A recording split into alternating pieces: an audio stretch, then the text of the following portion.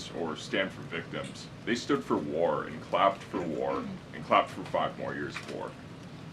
Yeah, the president addressed that last night, I think, when he called out Senator Elizabeth Warren and said that, again, as I said in my opening speech, very telling that the Democrats refused to clap for American people and American interests and American priorities, but they did clap for the country of Ukraine, which, by the way, the president's working very hard to end that war. So Democrats should be applauding him for actually doing something about it. I'll follow up on that if I Sure. can. You've spoken recently about how what happened in the Oval Office last week gave Americans an inside look into behind-the-scenes discussions with Zelensky.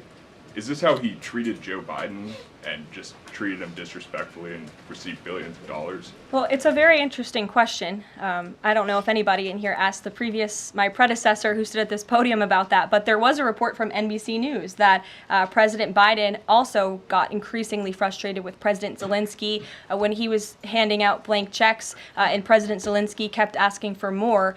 Joe Biden was quite frustrated with that. So again, as I've said repeatedly, Friday revealed the frustrations that this administration has had in closed-door negotiations with the Ukrainians. However, President Zelensky did put out a statement yesterday, which we believe is a positive step forward, and National Security Advisor Mike Waltz has been talking to his Ukrainian counterparts, and so we're in the midst of this, and we'll see what happens next. Caitlin. Thanks, Karoline. I have 2 questions. One on the reprieve that is being granted to these 3 automakers for 1 month on the tariffs on Canada and Mexico. How did the president settle on 1 month?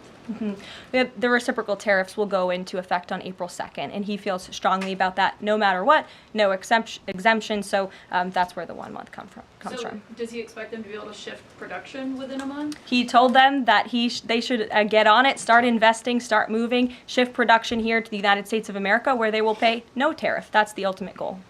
And on the conversations between the White House and the Ukrainians and the letter that President Trump revealed last night that he got from President Zelensky, Director Ratcliffe said today that the president has paused also intelligence sharing with Ukraine. Is that temporary or is that permanent?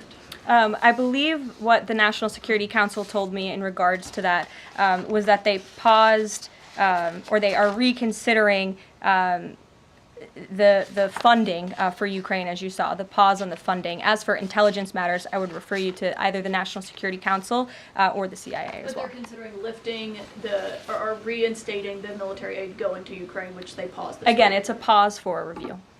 Follow up on that. Sure. The president read parts of the letter that he received last night from President Zelensky. Can you give us a sense of when President Trump now plans to sign that minerals deal after receiving that letter? Those talks are happening as we speak. I just saw the National Security Advisor. He's working very hard on it. I believe he was going into the Oval Office to give the president an update on where this stands. But again, the president is committed to a peace deal. He wants to see this war end. And I think that President Zelensky's message, which he also shared on X as well, is a positive sign in the right direction. The president also said that the United States was reclaiming the Panama Canal.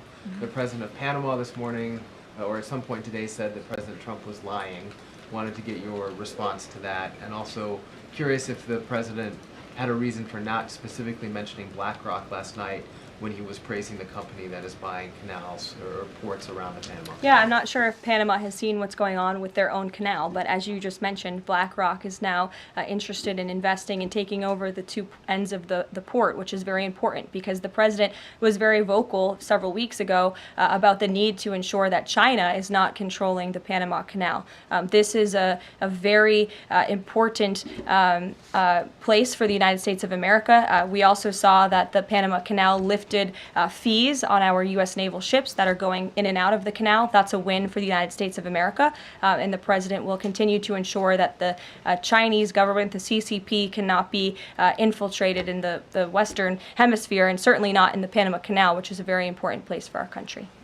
Dasha. The president continues to call the Prime Minister of Canada, Justin Trudeau, Governor of Canada. I'm curious what he means by that and if there are any plans that are moving forward with trying to make Canada the 51st state. And I have a follow-up on the economy as well. Sure. Well, the president put that in his True Social account, or his True Social post earlier today. He feels strongly that it would be very beneficial for the Canadian people to be the 51st state of the United States. They wouldn't be paying for these tariffs. They'd have much lower taxes if they were part of our great country. On the economy, you and I traveled the country during the campaign. This is an issue that so many voters decided to cast their ballots on, and they voted for President Trump. He has started to have that realistic conversation with the American people, that disturbance comment last night. But I'm curious if you can be real with Americans right now as all of these factors are playing out. Are things potentially going to get worse before they get better? Look, I've now been asked and answered this same question, just given to me in different verbiage, of 3 different times, and I will answer it again in an effort of transparency to the American people, because this is an important issue, and the American people, this president understands that it is. And again, that's why in his joint address to Congress last night, he addressed this issue with a realistic and honest approach. He talked about what this administration is doing to unleash American energy and to make America affordable again, and this administration is wholeheartedly committed to doing it. And I would remind the American public that the first-term record of this president speaks volumes. That's why they reelected him, because they know that he can fix our broken economy, and it's very, very broken from the previous administration. Stephen. Thank you, Caroline. I've got 2 questions, one on press access, and the other on fentanyl and tariffs. Sure. On press access, your predecessor, Karine Jean-Pierre, who presided over many novel press access restrictions, criticized the recent changes to the press pool made by your office. She said in an interview, quote, "What we're looking at is what North Korea is doing."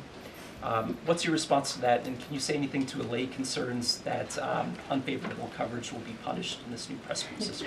I think that's the same individual who said from this podium numerous times that the commander-in-chief was mentally and physically up for the job, which we knew was a lie. Many people in this room knew it was a lie. Many of you were admonished for asking questions about that truth. So when it comes to truth and transparency, this administration, this White House is setting the example. This president is taking far more questions than his predecessor, Joe Biden, did on a daily basis, and that will continue. And on fentanyl and tariffs, fentanyl produced largely in China has killed 334,000 Americans over 5 years. According to CDC data, that's about 1 in every 1,000 Americans. President Trump has cited this for applying new tariffs to Canada, Mexico, and China. But in addition to China's talk about being ready for any kind of war, they said yesterday, the foreign ministry said that, quote, "The fentanyl issue is a flimsy excuse to raise U.S. tariffs," and, quote, "The U.S., not anyone else, is responsible for the fentanyl crisis."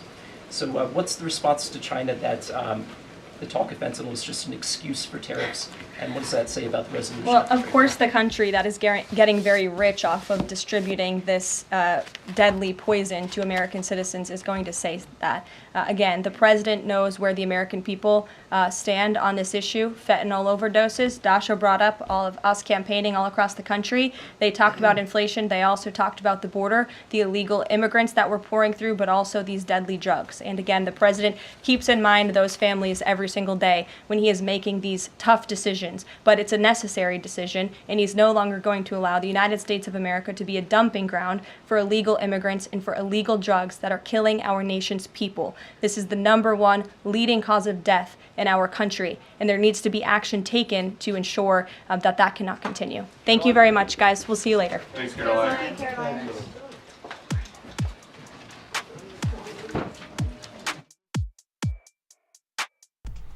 Well, hooligans, that's Karoline Leavitt there with the press briefing. Pretty short compared to other press briefings, especially when KJP would get up there and be up there for like 2 hours. Either way, I have a lot of really important stuff I have to do today that is connected to my everything, whether or not I live indoors and things like that. So I will be getting to that, and then I will be putting the schedule together for Coffee with Hooligans. I'm thinking Coffee with Hooligans will probably be delayed just because I have so much stuff I have to do today, unfortunately. Either way, I appreciate all of you guys sticking with me while we were having technical problems. I don't know what happened. Right in the middle of the live, my internet just dropped dead. It just did not work anymore. Either way, did my best. I will see you guys with Coffee with Hooligans later on. But first, I'm going to drop this Linktree link in all of the chats really quick.